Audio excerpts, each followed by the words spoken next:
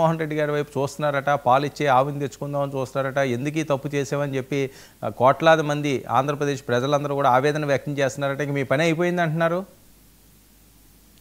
అవునండి, ఇలాగే మాట్లాడారు ఎలక్షన్ ముందు. 175 ఆర్ 175, వై నాట్ 175 అన్నారు.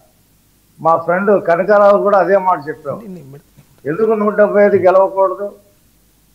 ఓడిపోయిన తర్వాత నెల రోజుల నుంచే మా ప్రభుత్వం విఫలమైందని చెప్పి రాష్ట్రపతి పరిపాలన పెట్టాలని చెప్పి ధర్నా చేశారు. మరి కనకారావు బాగా చెప్పారు. కనకారావు చెప్పిన దాంట్లో నాకు నచ్చిన విషయం ఏంటంటే, మా ప్రభుత్వము, మా కూటమి ప్రభుత్వము అంతకుముందు జగన్మోహన్ రెడ్డి ప్రభుత్వము చేసిన వాటిని బేరీ చేసుకోవాలన్నాడు. ఎంతమంది ఉంటే అంతమంది పిల్లలకి మేము తల్లికి వందనం ఇస్తా ఉన్నాం, ఇచ్చాం. నువ్వు ఒకరికి ఇచ్చావు. రోడ్లు నువ్వు ఒక రోడ్డు వేయలేకపోయావు, ఒక గుంత పూడ్చలేకపోయావు, మేము అన్ని రోడ్లు వేసాం. ఇప్పుడు వర్షాలకి దెబ్బతిన్న రోడ్లకి మళ్ళీ 2000 కోట్లతో మళ్ళీ రోడ్లు వేస్తున్నాం. నువ్వు రైతులకి 1600 కోట్ల రూపాయలు డబ్బులు ఇవ్వగా 6 నెలల నుంచి వాళ్ళ దగ్గర ధాన్యం కోరి ఏడిపిస్తుంటే మా ప్రభుత్వం వచ్చి వాళ్ళకి డబ్బులు ఇవ్వడం జరిగింది. ఫ్యాక్టరీలు తరిమేశావు, ఇవాళ క్యూ కడుతున్నాయి ఫ్యాక్టరీలు. పోలవరాన్ని పడకేసావు, గోదావరిలో కలిపావు, ఇవాళ పోలవరం పైకి లేచింది. భోగాపురం విమానాశ్రయం వద్దన్నావు. వైజాగ్ 40 కిలోమీటర్లు ఉంటే భోగాపురం విమానాశ్రయం ఎందుకని చెప్పి మీటింగ్ చెప్పావు వైజాగ్ వెళ్ళి. మరి అదే విమానాశ్రయం రేపు జనవరికో ఫిబ్రవరికో పనిలోకి వచ్చేస్తా ఉంది. ఇప్పుడు ట్రయల్ రన్ స్టార్ట్ చేస్తా ఉన్నారు. రాజధాని 3 రాజధానులు అన్నావు, ఒకటి కట్టలేకపోయావు. మేము ఇవాళ రాజధాని పనులు బ్రహ్మాండంగా జరుగుతాయి. 30,000 మంది కార్మికులు అమరావతి చుట్టూ పనిచేస్తా ఉన్నారు.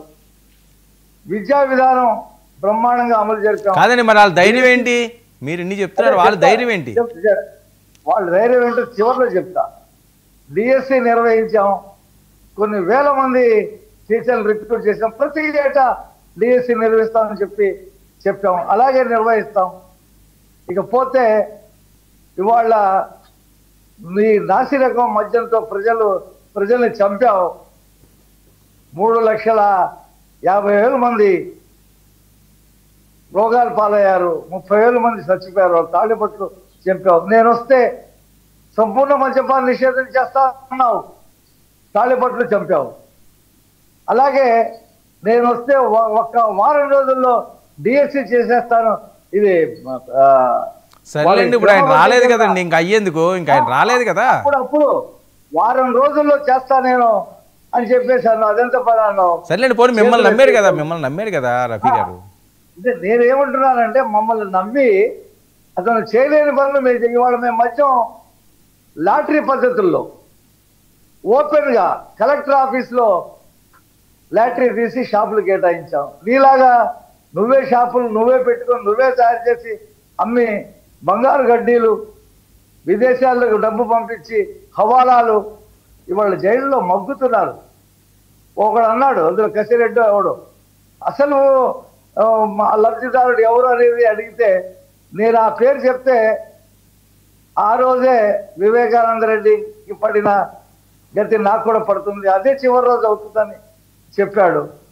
మరి వాళ్ళ జోగి రమేష్ వీరంగం చేశాడు.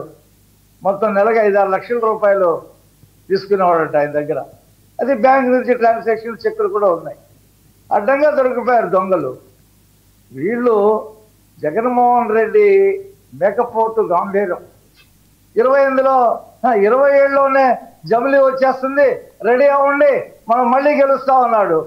ఆ జమిలీ 34 కూడా వచ్చే పరిస్థితి లేదు. దాన్ని మార్చి మళ్ళీ 20 అంటున్నాడు, మళ్ళీ 20 అంటాడు, ఇంకో రోజు 29 అంటాడు. మరి మీకు దమ్ము ధైర్యం ఉంటే అసెంబ్లీకి రండి, మీ బలం ఏంటో పులివెందుల్లో చూపించారు. 600 ఓట్లు వచ్చినాయి నీకు పులివెందుల జడ్జి, నీకేం బలం ఉందయ్యా? ఇంకా నీకు అనుకుంటే జీతాలు తీసుకుంటారు అసెంబ్లీకి రాకుండా, సిగ్గుశరం లేకుండా. ఆ 10 మంది ఎమ్మెల్యేలు రాజీనామాలు చేయండి, మాకు బలం ఉంది, రైతులు మా పక్షానే ఉన్నారు.